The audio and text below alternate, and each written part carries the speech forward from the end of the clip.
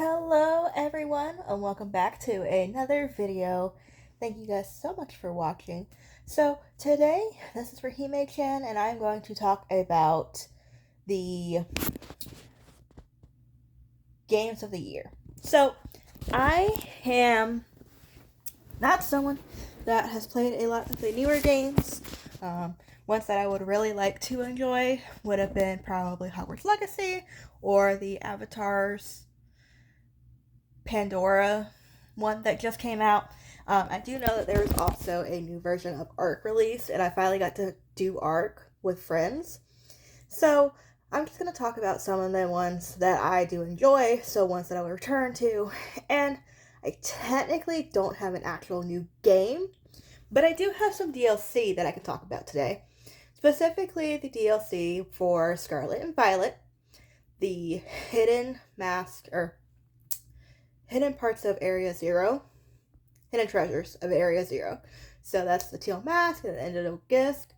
Even though the game's technically released in November of 2022, which is crazy to say because it's almost the end of 2023, I can say that the DLCs can technically count because together they do cost about $38, but they are a great game and they add a lot to the base game. So with the story that comes with it, it's basically a whole new game in itself. I won't do any spoilers because it is still relatively a new DLC, but I will talk about the fact that I really enjoy it, so I do consider it a new game that is mainstream. And with the teal mask and then the antidote disc, they really compile together to create some new features with the Scarlet and Violet that I really did enjoy. And on to the ones that I would say would look forward to for this year would have been, like I said, a Pandora, as well as also Hogwarts Legacy. And I can say that when I'm able to, I will be getting those. But for right now, we will talk about games that I do enjoy going back to. So, games that I would love to go back to and play, and ones that I have played this year that I really enjoy. There's actually been a lot more of online games this year.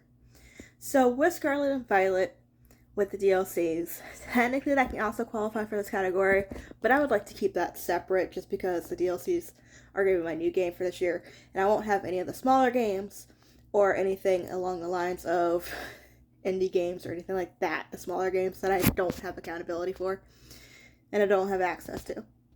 But what I like to do is I would like to talk about games that I personally enjoy going back to, such as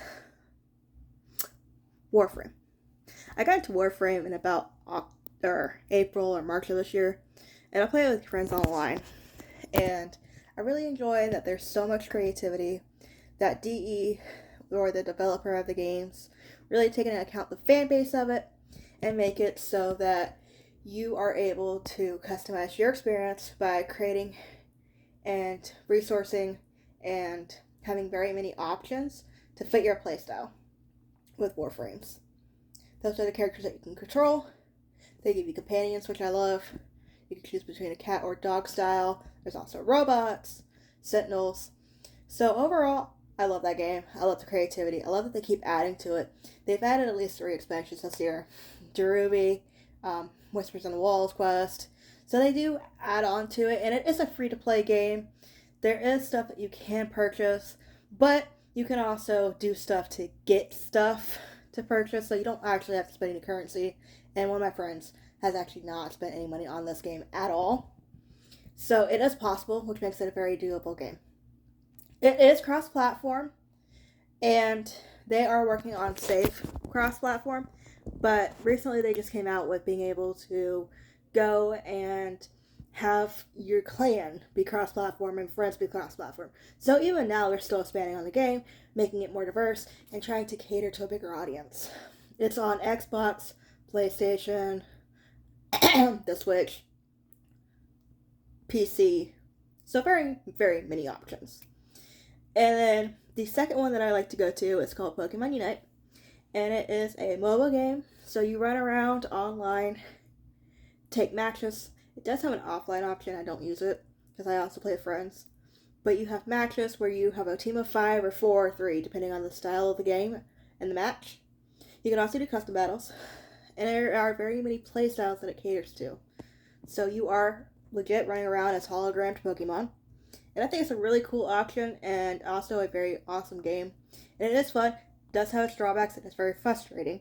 And it is also technically free to play in the app stores. It does have a mobile version and it has a Switch version. But the characters, you can either wait until you accrue enough coins, which is done through GameStyle. You get about 2,000 a month, or 2,000 a week or so. Or you can spend gems on it, which is paid currency. But there are options, and it is another free-to-play game, which I really, really enjoy. And those are my games for this year. So thank you all so much for watching. I hope everybody has happy holidays. Have a great new year. Stay safe. And see y'all in a second. Bye.